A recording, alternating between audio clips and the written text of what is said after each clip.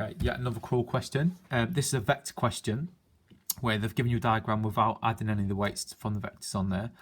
So it's very important that you read where the vectors are going to go. So you have a trapezium. There's an important feature of a trapezium that's related to vectors, and that is that the top and the bottom lines are parallel. Okay, and that's a really important feature for vectors. It means you can apply some of the weights to other lines. It says OA, so O to A, follow the direction of that arrow is A, and O to B, follow that direction is B. Given that B to M, so that's just draw your lines on B to M, is K times OC, so some number times OC, where K is a scalar. Use a vector method to find the value of K. So it's just trying to use language to confuse you. K is a scale factor. So BM and OC have a relationship. Either that the line BM is half of OC or a third of it.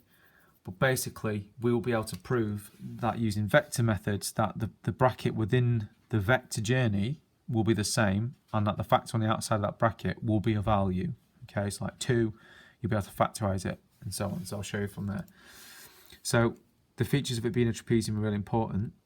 Okay, so that's what we're going to exploit now. So O to A is going to be the same as B to C. Okay, because they're in the same direction. We've got A to C. We know that is going to be B. We know that B is the midpoint of OD. So if that's B, that's going to be B. And we've got the building blocks to go for it now. We can start to find the missing lengths of these lines. So we're going to find the journey of BM, and we're going to find the journey of OC and see what this scale factor is, see what the multiplier is. Okay, so O to C is, we've got O to C, we're going to go O to B and B to C. That's where we're going to go. So that's going to be B plus A.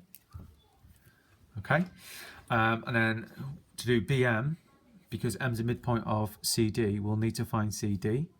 Okay, so that's what I'm going to do now. So let's do CD. So C to D, which is this way around, is minus A plus B.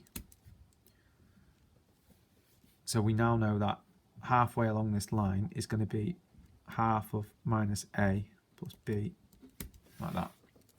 So to go to B to M, we need to do B to C and C to M. I'm just trying to follow the arrow so I don't have to manipulate the signs in any way. So B to C is A. Add half of the A minus A plus B. I'm going to have to expand this now. So I get minus a half A plus a half B. And it's easy to keep the fractions on the front of the letter without trying to combine them in a funny way. When you move to A level, half of A will just be A over 2, just to keep that in mind, but I'm not doing it that way. I think it's going to make it harder for you to factorise and so on. So you've got to simplify these now and prove that it's got a relationship to B plus A. So I've got A minus a half A plus a half B. So A minus a half A is a half A plus a half B. Okay, so I've got half A plus half B.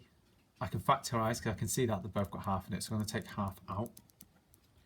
So half of A plus B. We've got A plus B and B plus A, they're the same thing. We found the scalar, or we found the scale factor as a half, so we know that K was a half. In the end, the vector problem wasn't that difficult. It was just knowing the process of forming your brackets and trying to factorise, okay, and adding the journeys on using the properties of a trapezium like that, okay.